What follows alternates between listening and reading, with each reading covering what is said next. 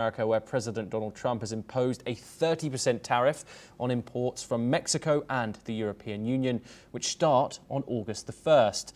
This comes after weeks of negotiations with the major trading partners that failed to reach a more comprehensive trade deal. Trump announced the new tariffs on the two of the US's biggest trade partners in separate letters posted on his Truth Social platform on Saturday.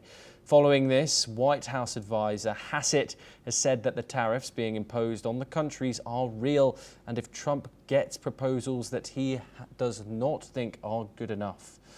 Hassett has also said that the US president has seen some outlines of the proposed trade deals and thinks they need to be better. This comes as many countries are approaching the United States for a fair trade deal.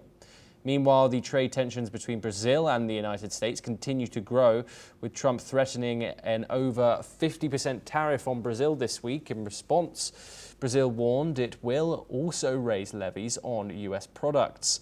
Speaking on this, Hassett has said that Trump has been frustrated with Brazil's actions and trade negotiations. He further said that if Trump thinks Brazil's policies are a national security threat, he has the authority to levy tariffs under IEEPA. The United States have sent us a letter with measures that would come into effect unless there is a negotiated solution. So we will therefore also extend the suspension of our countermeasures till early August. And at the same time, we will continue to prepare further countermeasures so we are fully prepared. Very important in this is always the second and the third element.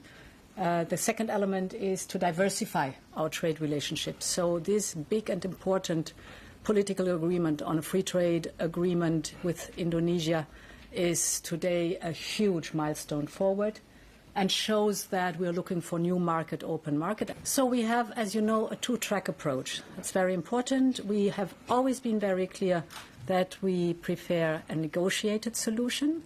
This remains the case, and we will use the time that we have now till the 1st of August.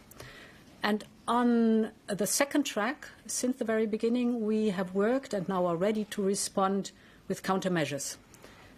We've prepared for this, and we can respond with countermeasures if necessary. So this two-track approach pays off because we are prepared.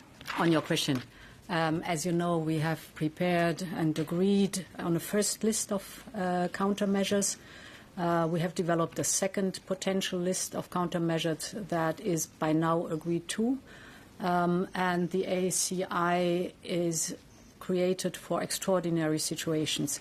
We are not there yet. This is very important. This is now the time for negotiations, but this also shows we are prepared for all eventual scenarios. We're now joined by Raymond Vickery, who's a former U.S. Assistant Secretary of Commerce. He joins us from Washington, USA, live. Raymond, thank you very much for joining us on the program, as always.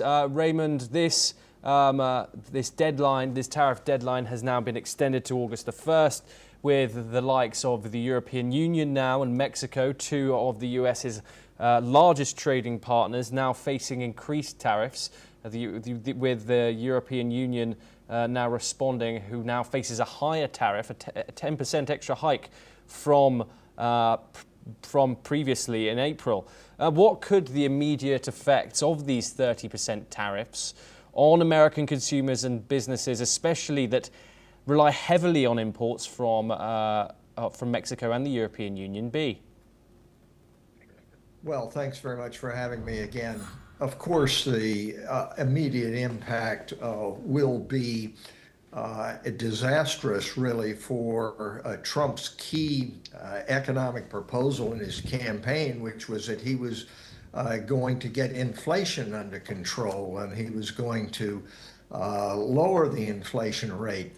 That is a counterproductive measure that he is proposing in regard to raising tariffs, particularly in regard to the EU and Mexico, two of our leading trade partners.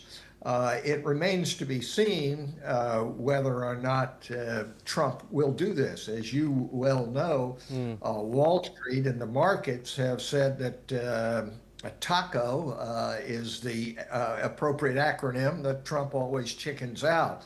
The problem is that damage is being done to the international trade system, regardless of whether or not he chickens out, because the credibility of the United States in regard to international trade has been irreparably harmed.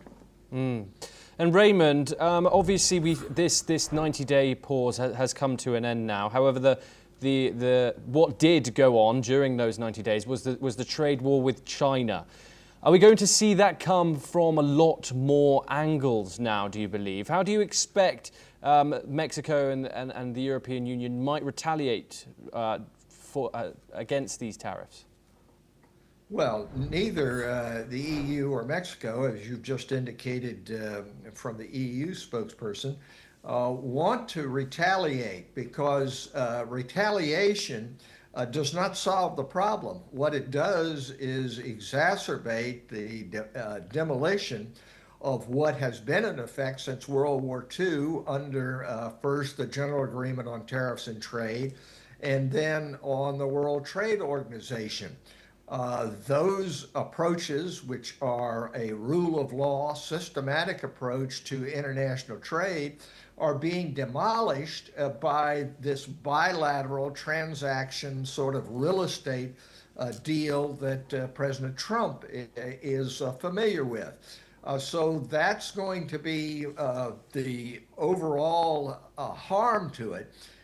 Even as EU look and others look for other trading partners so they don't have to rely on an unreliable U.S., the damage will have been done if all they're doing is going forward and seeking other bilateral deals. The whole system has been designed to promote peace and prosperity through economic integration across, separate and apart from what happens on a day-to-day political basis.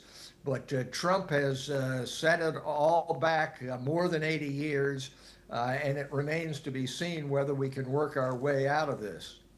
Raymond, what does this signal about the US's approach to its closest allies?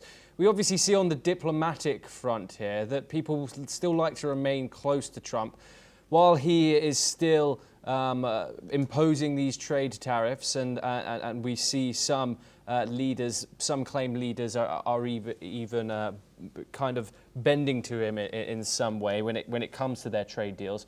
What are your thoughts on the longevity of the attitude that Trump is going around with his closest allies? Well, I think it's very counterproductive. The truth is that you do not have separate worlds in which security, international peace exist, and then another world in which economic and trade exists. It's all part of one reality, and one may overcome the other at a particular time, but those all work together. And Trump can't have it both ways. He can't be a leader of the world, if you will, at the same time that he is denigrating others and is acting in a loose and irresponsible way with allies, treating them no differently than he treats adversaries. So the United States position as leader of the free world is hampered by these tariff trades. Now, if you're a real estate developer, you're only worried about what happens on the deal at that moment. You're not worried about the long-term relationship. You just got to get the most you can out of this transaction. That, unfortunately, is President Trump's approach. And it is one which does not augur well for building international peace and stability. And it has all kinds of secondary effects. It affects ability to cooperate not just immediately on security issues, but the more long-term questions about nuclear stability. If people can't count on you on a matter like trade, how are they going to count on you when it comes to the basics of existential considerations about nuclear and strategic matters? So across the board, this is just the wrong approach.